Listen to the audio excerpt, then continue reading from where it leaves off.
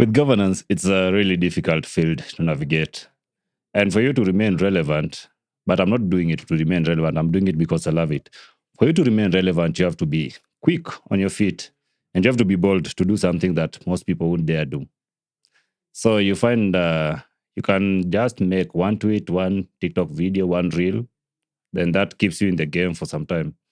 Because I remember in the recent, like 2 days ago, I brought up a story that today I saw in the Nation. So that shows how big the technology is and internet to our generation and actually to somebody like me.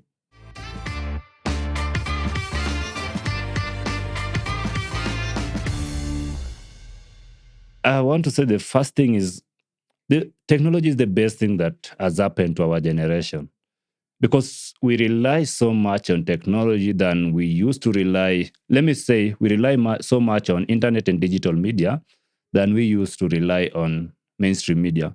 I personally, I don't remember the last time that I watched maybe this mainstream media channel or TV stations. But you see, all the information that I get them online. So for our generation, we are the younger generation. And since we believe in this, that's where we are going to consume all of our information, our news, and everything.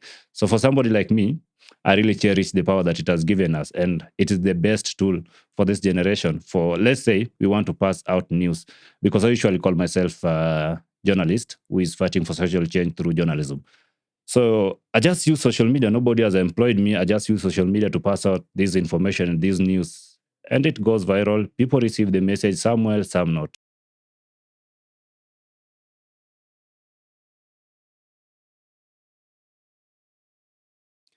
Okay, partly it is true because if you don't have a phone, then you are not in a position to access internet. And to some generations, let me just say the older generation, they've not embraced some of the social media platform that we, the younger people, have embraced. Let me say TikTok, Instagram, and X.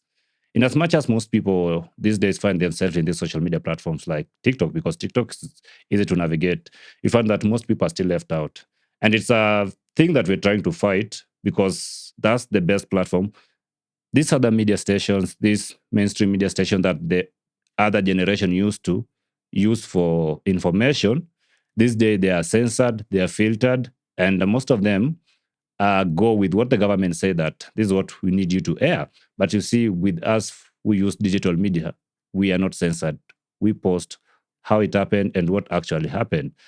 So you see, if somebody is not on social media, they are not in a position to access this information. And that's a bad thing to us, by the way, because we want everybody to consume this information, not just a specific. Then that will make it a generational thing. We don't want it to be a generational thing. We want to be cut across all generations.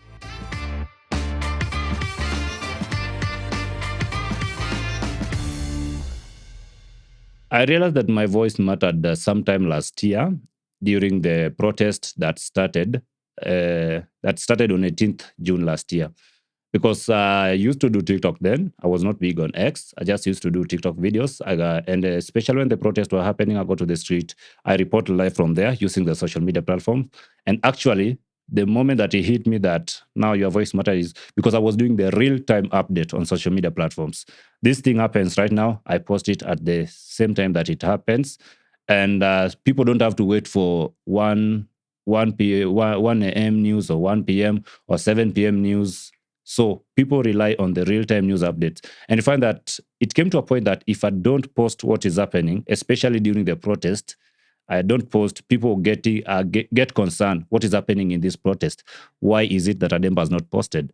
And you find like when it came to June 25th, the mega protest that happened in Kenya June last year, that at that point, I could post just a video on either TikTok or Instagram, and this video gets over 1 million views in a day. That shows you how your voice matters, how the platform that you've created and the community that you've created over time matters. Because I remember there's a video I posted that went really viral. It got 2.8 million views on TikTok. And within a span of 2 days, that shows you how people consume the information, how people related with the post. And it was a video showing what actually happened in the street that was not shown in the mainstream media. So that's when I knew that my voice mattered. And when BBC documentary came out on 28th of, was it April, 28th of April this year, then again people knew that, okay, so somebody, those who are not familiar with me knew that there's somebody called Ademba. And from then, I think my voice has mattered a lot in everything that I do, to a point that you have to regulate what you post or the content that you do. So you can't just go outside and post anything. You have to be careful on what you post, because now I've created a bigger platform than the ones I used last year. Because you see, if I say I'm going to use X, I have 22.3 thousand followers. And those are the people follow you, but the people who visit your page goes up to, for my page, it goes up to 30 million per month. So if you post something that is misinformation, you're going to mislead these people. So you have to be as careful as possible. So you find, like, the other day, there were these people who were forcefully arrested or arrested against their will, and they were being charged with terrorism acts. They were arrested on June 25th this year during the protest, and they were held incommunicado for like 2 weeks. Nobody was aware of the information. The only people that people knew were arrested, they were released. There were 3 people, and I recall their names. There was Mulinge, there was Generali, and there was somebody else. I can't recall the name clearly. But when I posted, the point is, when I posted about them, and I had actual facts about the people who are still in custody, not the 3 who were released, the 45, the story went viral. A lot of people related with it, and mainstream media picked up from that. Today, I saw an article on the Daily Nation that shows you how my voice now matters in there.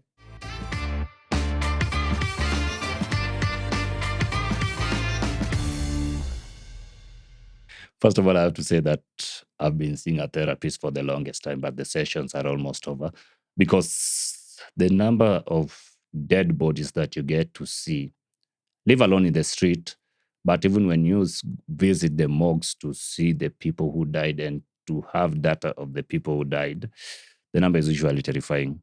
And apart from the death, even the injuries, because sometimes you witness some of the worst injuries that you can ever see.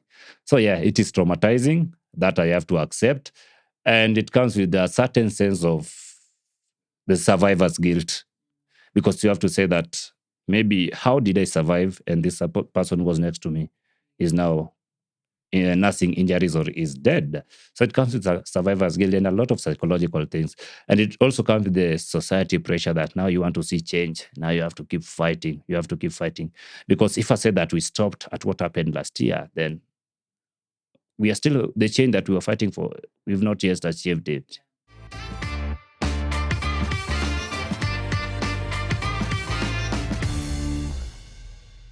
The thing with social media is, most people who use social media, the actual people who post the stories, not the people who consume the message, are not journalistically trained. I have to give credits to that. So most people are not familiar with ethics, media ethics, and privacy issues. That's why you find most of them usually find themselves on the wrong side of the law. So for somebody like me, I have to give credit, because I'm a trained journalist. I've gone to school too. So that I should not be posting this thing. It's against the media ethics. It's against the media law.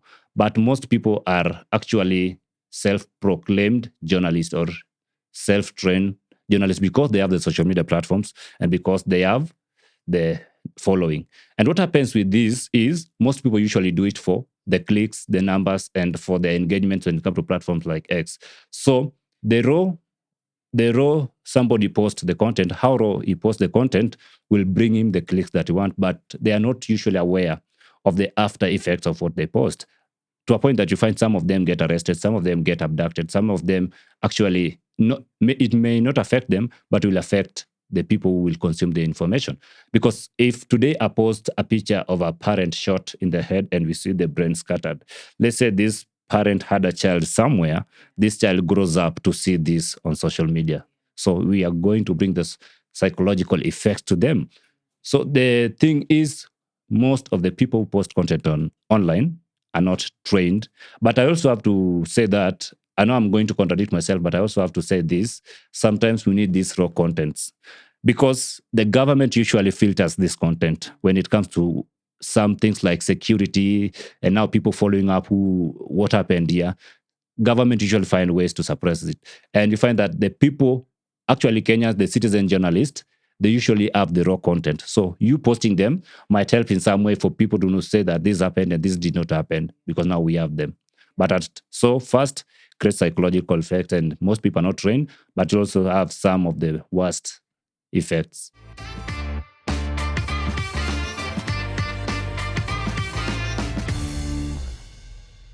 I think at some point they do, but not the biggest percentage of how they do it. Because sometimes the pressure that we put online, you find that in as much as the government don't react the way we would expect them to react, but them taking that step to acknowledge that this thing happened means that they hear us. It's only that they act on ignorance. Because a lot of things have happened in Kenya, and we've only used social media to address them.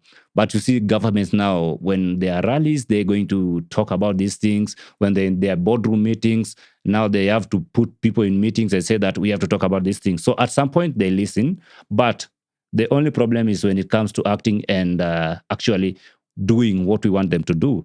So if it's listening and the information reaching them, yes, the information usually reaches them.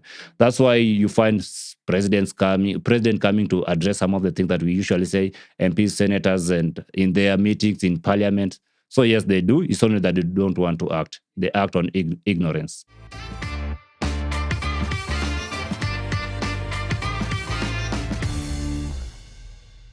The country is already hostile to the younger people and to the more people that are going to come. I have to give 100% credits on that. The country is already hostile. Why? We go out to fight for Albert Ojwang, Boniface Kariuki dies in the process. Kasarani residents go out to fight the rape and the murder of Abigail Wanjiku, but in the process, Joshua Stephen dies. So we continue to get mad. We go out to call the government on Sabasaba for incompetency, corruption, accountability. They arrest a couple of people. Julian Njoki dies in the process while in police custody. So the country is as hostile as possible. And I have to say that it will continue to be as hostile as possible.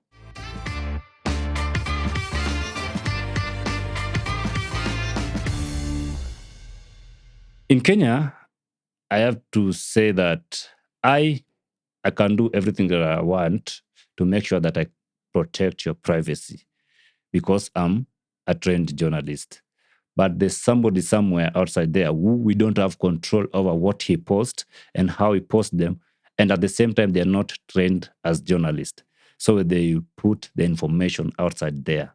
So it is a really difficult question because the balance is difficult to find. For me, I'll do as much as I can, but somebody else somewhere who is thirsty after clicks, after insights, after videos going viral, YouTube payment. So it's not something that is easily achievable. And also privacy in Kenya does not exist. I have to say that because governments give out our information. There have been allegations that some of the telcos give out people's locations, their privacy, their whereabouts. So it's a really difficult question to answer.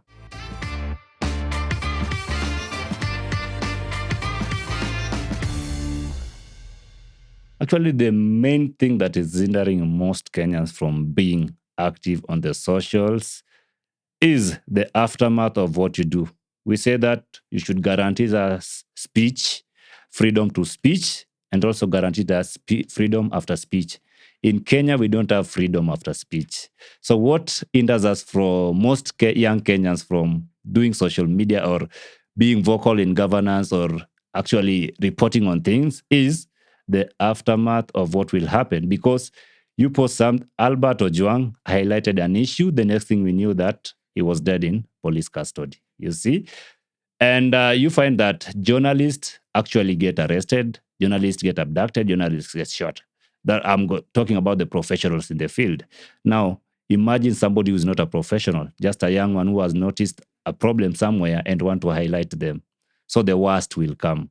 So what hinders us the most is the fear of death, the fear of being abducted, the fear of being shot, the fear of you being disappeared and you never being found, the fear of you being found being dumped in a quarry somewhere.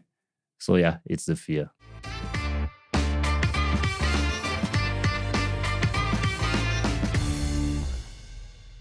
For me, I usually say that a lot have happened in Kenya. And just like I said in the documentary, we are not in a position to evade death when it comes to Kenyan government. If they want to find you, they will find you.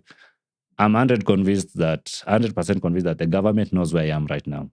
And 100% convinced that the government knows where I'll be after I leave this place.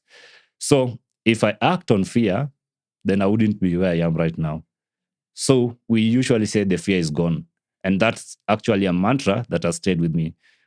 If I'm going to do something, I look past the fear, but I look at what the information would create. If I wanted to highlight an issue, if let me give you this perfect example. If Nelson Amenya was afraid of what would have happened, the government of Kenya would not be in control of Jomo Kenyatta International Airport right now. It would be a privately owned parastatal. Yes?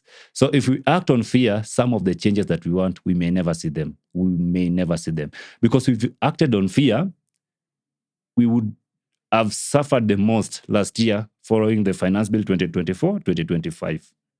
If we acted on fear,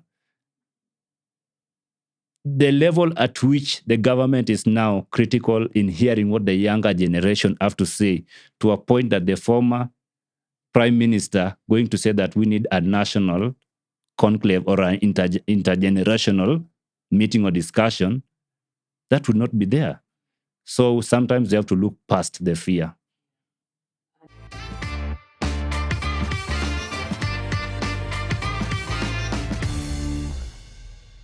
Stay hopeful. And it's not just staying hopeful. If we give up right now because the change that we want, we will not see today or tomorrow, then remember that 20 years to come, we will be the elders and will be the people raising children who will not be in position to pay for their school fees because we did not fight for that future. So we have to fight for 15 years to come. In as much as we have to fight for tomorrow, we have to fight for the next hour. Also remember what will happen 40 years from now when we will still be fighting unemployment. So make sure that the future that we want has employment opportunities for young people, as actually the environment is enabled enough for your kids not to look for job but create employment. So yeah, let us look past the moment, the current moment. Yes, I know unemployment is a critical issue to the younger generation, but if we don't fight, then we'll continue having the same problem. Let us fight to solve those issues. If we don't, we'll still have the same issues.